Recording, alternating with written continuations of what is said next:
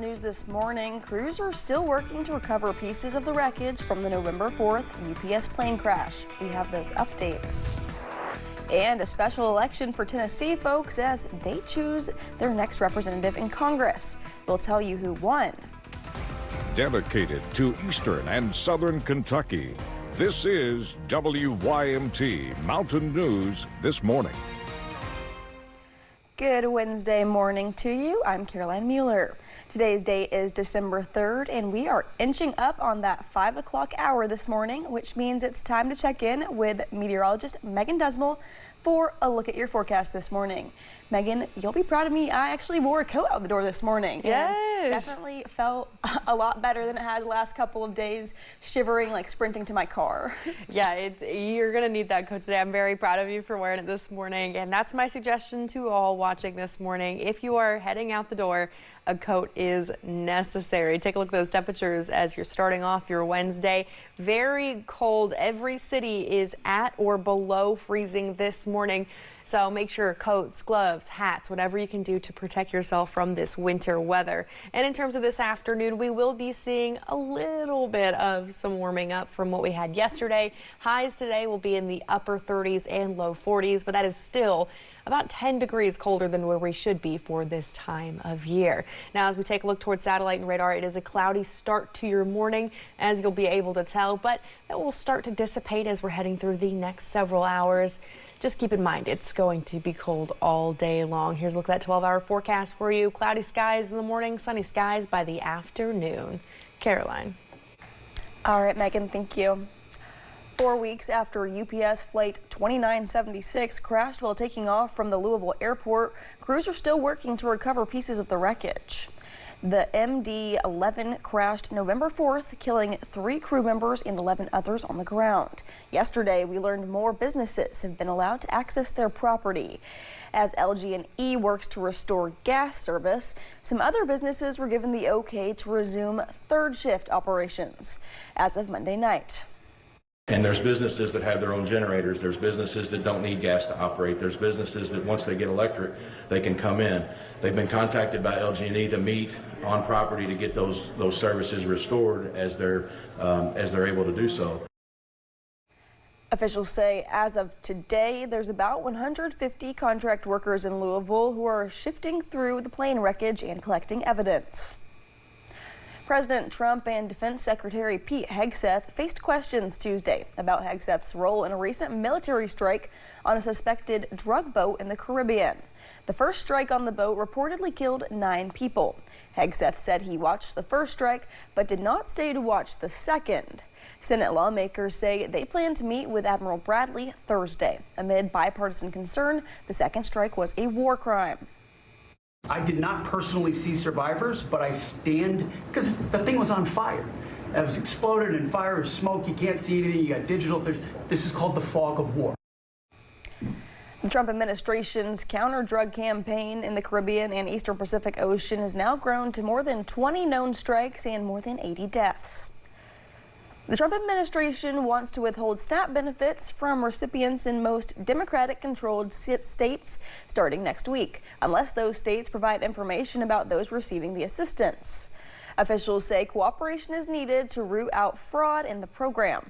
North Carolina appears to be the only state with a Democratic governor that has handed over the information.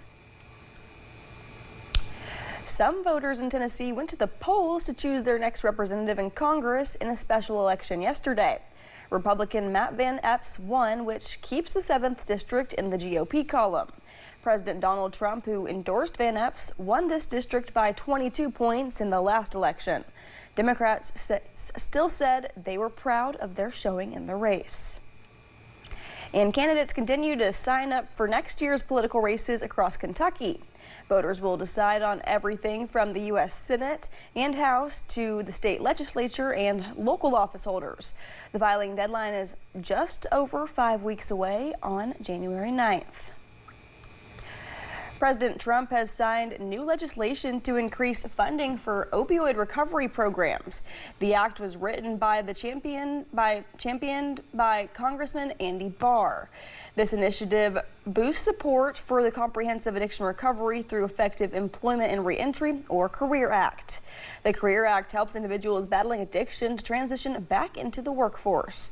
The recent reauthorization, part of the Support and Patients for Communities Act, adds $7 million annually, raising the total to $210 million. Officials say these funds are crucial for treatment centers nationwide, providing resources to help those struggling with substance use disorders rebuild their lives. The first widespread winter storm of the season has 44 states with below freezing temperatures this morning. Tuesday's storm caused dozens of crashes from the Midwest to the East Coast. Some parts of the Northeast seeing up to 12 inches. CBS's Jared Hill has the latest.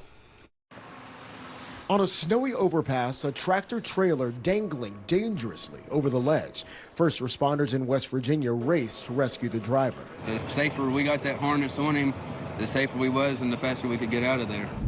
Today, millions are dealing with the aftermath of the nation's first major storm of the winter season, blanketing parts of the country under snow and ice Tuesday. In Ohio, slushy roads sent a trailer carrying cars careening into the trees. Folks in Windsor, Vermont made an early pass on the sidewalk, the region no stranger to snow. Such is life in Vermont, huh? Yeah, pretty much. At least half a foot of snow fell in the nation's interior from Ohio to New Hampshire. Some fun in the snow for these kids in New Jersey Tuesday as the storm caused schools across the region to close their doors. With the season just beginning, firefighters in Wisconsin with this reminder to clear hydrants near your homes and businesses. One less obstacle for first responders in the case of an emergency. Jared Hill, CBS News, New York. The National Weather Service warned that snow and ice would make travel dangerous in some parts of the country into this morning. A first-of-its-kind study looks at how obesity may impact Alzheimer's disease. A Washington University School of Medicine study found the blood biomarkers of Alzheimer's increased up to 95% faster in people with obesity. Researchers say while this is a significant finding, since there are drugs that are effective at treating obesity, but caution that more study is needed. Children born to mothers with eating disorders face a higher risk of asthma and wheezing.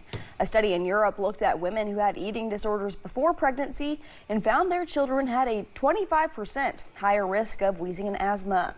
It's believed poor mental health and stress can disrupt a baby's lung development and immune system during pregnancy. Thanks for getting your day started with us here on Mountain News this morning. Still to come, one woman who had her vision restored after a cornea transplant. Now she's reuniting with the family who changed her life. And we're looking at another chance of a wintry mix later this week. I'll have the details.